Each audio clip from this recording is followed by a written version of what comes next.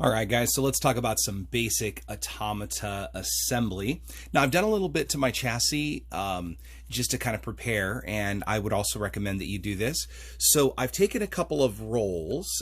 We talked about this in a previous module, and I've gone ahead and glued one on the top and one on the inside of the box. And what that's meant to do is give you a really nice solid conduit. So that way, whenever you have whatever mechanism, in this case, I'm just going to do a little flag that spins until I put my final mechanism on here. But what these do is this allows the rod to go through and holds it nice and straight. Now, you're going to have a little bit of wiggling in there, just kind of side to side. But really, if without having these guides, your piece can go off to one side or another. So I've prepared my chassis, got that all ready to go. You can see it's got it really nice and lined up through the inside there. What I've also got is I've got a hand crank that I built with two rolls. This was built out of some plastic hanger. I've got two additional rolls that I used. One's going to be a spacer. The other one is going to be used to cap off the end of this. I've got two cams that I made. I went ahead and went with a thicker design, so I've got a 4-layer cardboard circle on this one, and then I've got a 3-layer on this one. And I did take a little bit of sandpaper to smooth out the outside, but if you didn't do that, it's not a big deal. I also have a couple of washers. Now, it's always important that when you have your friction drive on the inside of your automata, that you have a little bit of weight. That can be accomplished a ton of different ways. You could put some washers on the top. You could go outside and find some little rocks and just glue them on the top of your cardboard piece here. Anything that can provide weight to hold this piece down is gonna be well served. So let's talk about what we're gonna do next. So before we start putting this thing together, let's talk about what we're going to use to prepare our crank. So one of the things that I will tell you is in preparing your crank, you're going to want to have a little something just as a spacer, because depending on, and you can see I didn't even cut mine that, perfectly. I've got this little bit of crank handle here.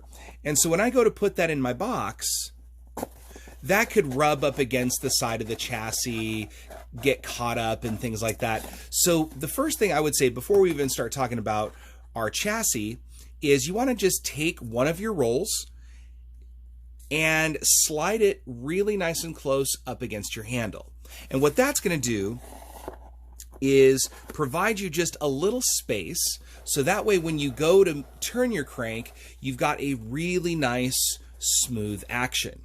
Now, speaking of which, in inserting this axle through our chassis, I did need to mark the center. And so what I did is I just took my ruler, put it corner to corner on both directions, and just punched a hole through the center.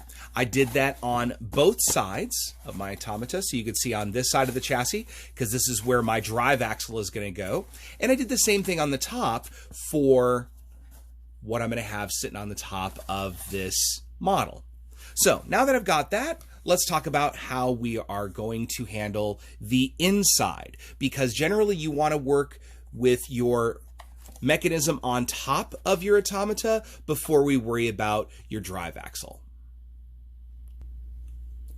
So to start our mechanism, what I'm going to need to do is I'm going to take, and again, I'm just using a flag for example here. I'm going to start by putting this through the top, and it's really important, that's why I kind of changed my camera angle here, that you work with this laying on its back.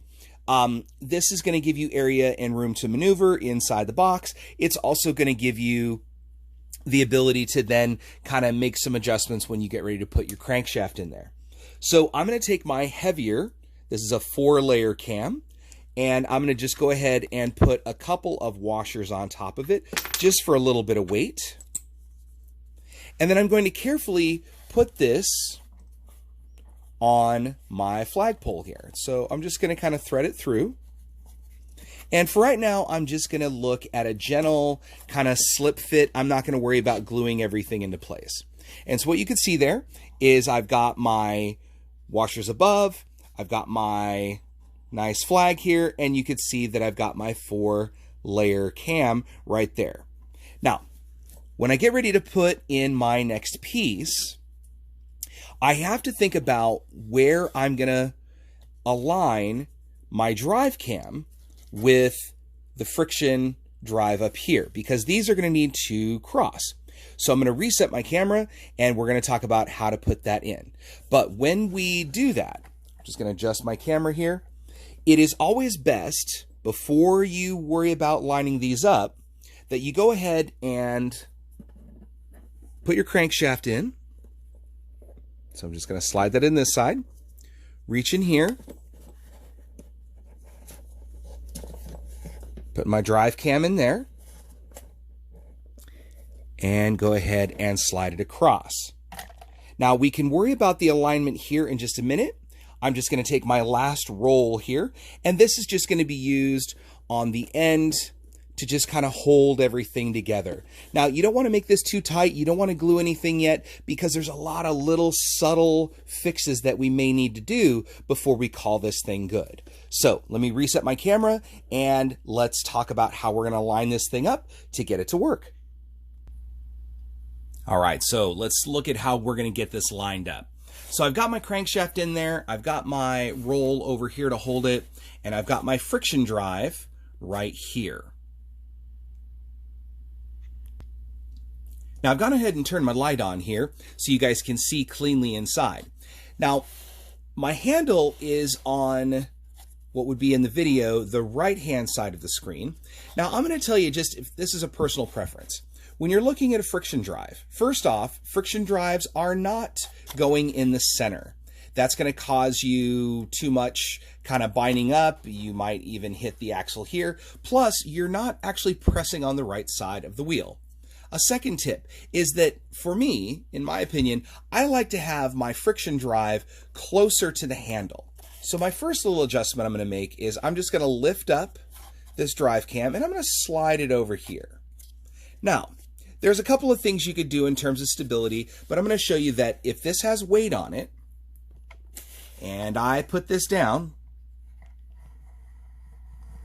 what you're going to see is that my cam here is going to lean a little bit.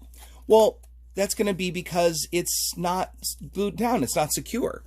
Now, if you want to go a little bit of an extra bit, and you happen to be like me, and you have a few extra of these kind of rolls made, it is never a bad idea to put a roll on either side of your drive cam here. But if you don't have that time, you can also just get it lined up, glue it into place, and call it good. Now, when you're looking at your overall alignment, you want to have your drive cam pretty much in the middle between the axle here and the outside. So you're going to want to have it outside here, kind of in between this middle area. So when we look at this, this is basically that alignment. I don't want to have it too far out, because then there's not going to be enough surface area contact. So this is about that kind of golden spot. Now, along with this, we want to make sure that not only is this perpendicular to the line of our axle, we also want to make sure it's perpendicular to the plane of our friction drive up top here. It's why the weights are exceptionally important.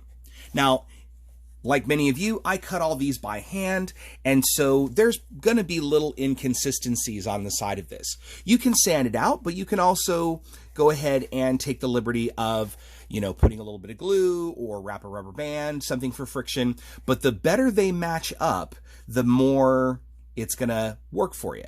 So at this point, this is a very simple fit. If I back out my camera, I'll show you how this works. So I'm going to turn my light off and then go ahead and show you how the whole mechanism works.